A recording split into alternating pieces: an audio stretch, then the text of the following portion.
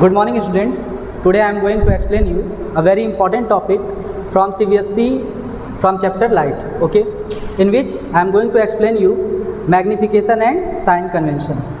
First of all हम magnification को समझते हैं जो कि फ्रिक्वेंटली बोर्ड एग्जामिनेशन में आता रहता है। ध्यान से देखिए इसको।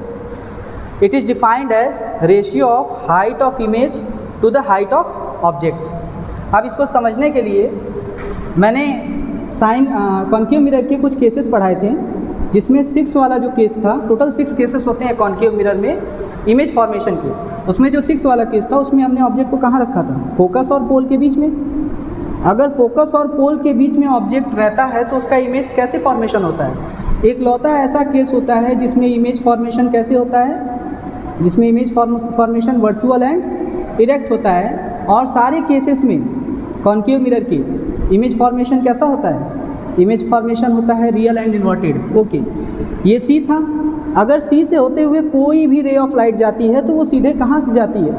उसी पाथ को रिपीट करती है और उसी पाथ को रिपीट करती है। ये एक बार ऐसे ही जाके रे ऑफ लाइट तो चारों तरफ जाती रहती हैं। हम उन रे ऑफ लाइट को लेते हैं जो कि हमारे रूल्स के अकॉर्डिंग है। मैंने कल भी इस बात को बताया था। अब ध्यान से देखिए, हमारे रूल के अकॉर्डिंग ये मैंने पोल से एक रे ऑफ लाइट की जो कि angle I equal to angle R बनाते हुए चली गई। दूसरी रे ऑफ लाइट मैंने सी से होते हुए सी के सीध में एकदम की है जो कि उसी पाथ को रिट्रेस करेगी। ओके, ये जाके अपने पाथ को रिट्रेस करिए। इधर कहीं ये दोनों मीट नहीं करेंगी। ये दोनों किधर मीट करेंगी? Behind the mirror. ये कौन सा मिरर है? कनकेव मिरर है, कन्वर्जिंग मिरर। ओके, तो बिहाइंड द मिरर ये मीट करेंगी और इसका इमेज कैसा बनेगा? वर्चुअल एंड इरेक्ट, जो कि इनलार्ज भी होगा। ये है आपका height of object and this one is height of image. अब ये थोड़ा इनलार्ज लग रहा है, कितना इनलार्ज है ये हम मैग्निफिकेशन से पता करते हैं। तो मैग्निफिकेशन का फार्मूला क्या होता है? Height of image upon height of object. मान लीजिए कि ये ऑब्जेक्ट का दुगना है, 2 टाइम्स है, तो मैग्निफिकेशन कितना हो जाएगा? 2 हो जाएगा। फॉर एग्जाम्पल, अगर इमेज 4 सेंटीमीटर है और ऑब्जेक्ट 2 सेंटीमीटर है तो मैग्निफिकेशन कितना होगा? 4/2। दोनों सेंटीमीटर है इसलिए यूनिट लेस होता है, इसका कोई यूनिट नहीं होता है। और मैग्निफिकेशन कितना हो जाएगा? 2। मैग्निफिकेशन अगर 3 है तो इसका मतलब वो 3 टाइम्स है। मैग्निफिकेशन अगर 1/2 है तो इसका मतलब वो ऑब्जेक्ट जो है वो स्मॉलर देन इमेज जो है स्मॉलर देन ऑब्जेक्ट है। ओके, तो इस बात को हम समझते हैं। अब इसके बाद हमारा नेक्स्ट जो टॉपिक है, अच्छा, मैग्निफिकेशन को एक और फार्मूला से डिफाइन किया जा सकता है, -v/u। अब -v/u क्या है? v किसे कहते थे?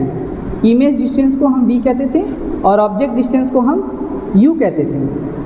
अगर हम सिमिलैरिटी दोनों का प्रूव करें तो इस बात को ही प्रूव कर सकते हैं कि दोनों के साइड के रेशियो क्या होते हैं? इक्वल होते हैं। 2 सिमिलर ट्रायंगल के साइड के रेशियो हमेशा इक्वल होते हैं। हमने सिमिलैरिटी में पढ़ा है मैथमेटिक्स में।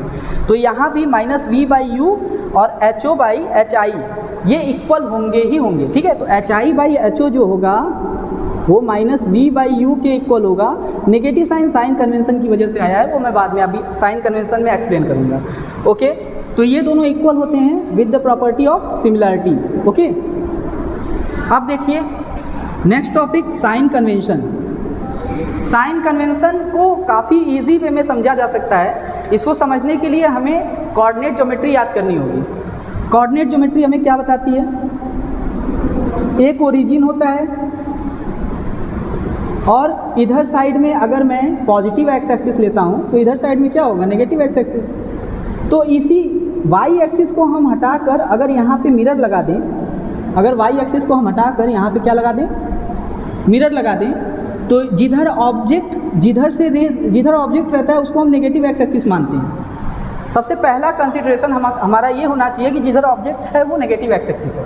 तो ऑब्जेक्ट से जो रेस जा रही है वो नेगेटिव एक्स एक्सिस की तरफ फ्लो जा रही है। ओके, अगर वर्चुअल इमेज बनेगा तो ये तो क्लियर हो गया कि ऑब्जेक्ट का डिस्टेंस हमेशा क्या होगा? नेगेटिव होगा। तो पहला पॉइंट तो ये हो गया कि u is always negative. u क्या होगा? ऑलवेज नेगेटिव होगा। दूसरा पॉइंट, अगर वर्चुअल बना तो इरेक्ट बनेगा और बिहाइंड द मिरर बनेगा। तो वर्चुअल इमेज का distance v for virtual image always क्या रहेगा? पॉजिटिव रहेगा। और v for real image object always क्या रहेगा? नेगेटिव रहेगा। तो v दो केसेस यहाँ बन रहे हैं। पहला, फॉर वर्चुअल, वर्चुअल के लिए क्या होगा, ऑलवेज पॉजिटिव, और रियल के लिए क्या होगा, always negative. Okay, and again मैं एक और बात बताना चाहूँगा। अब हाइट ऑफ इमेज और हाइट ऑफ ऑब्जेक्ट पर आते हैं। अब ध्यान से सुनिएगा, हाइट ऑफ जो इमेज ऑब्जेक्ट होगा वो हमेशा क्या होगा, ऊपर डायरेक्शन में होगा, तो ये हमेशा क्या होगा, पॉजिटिव वाई एक्सिस की तरफ होगा। हमेशा क्या होगा, height of object always positive, height of object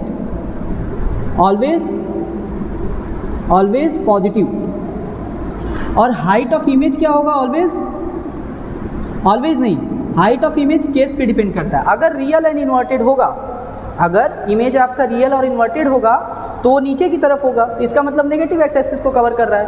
अगर वर्चुअल और इरेक्ट होगा तो वो पॉजिटिव एक्स एक्सिस को, वाई एक्सिस को कवर कर रहा है। अगर रियल और इन्वर्टेड तो नेगेटिव वाई एक्सिस, अगर वर्चुअल होगा तो पॉजिटिव वाई एक्सिस। तो अगर हाइट ऑफ इमेज डिफाइन करेगा कि अगर फॉर वर्चुअल और फॉर रियल, वर्चुअल के लिए क्या होगा, आप इमेजिन कर सकते हैं वर्चुअल के लिए क्या होगा। वर्चुअल का मतलब कुछ इस तरह से बन रहा है। वर्चुअल के लिए positive Y axis means height of जो इमेज होगा वो ऑलवेज क्या होगा, फॉर वर्चुअल पॉजिटिव, और फॉर वर्चुअल क्या होगा, height of image always positive, और फॉर रियल क्या होगा, height of image always negative. तो साइन कन्वेंशन को हमने इस तरह से बहुत ही ईजी वे में समझा है, और इसी तरह से हम मैग्नीफिकेशन को समझने की कोशिश करेंगे। मैग्नीफिकेशन में जो HI/HO है, अगर हमें मैग्नीफिकेशन पता है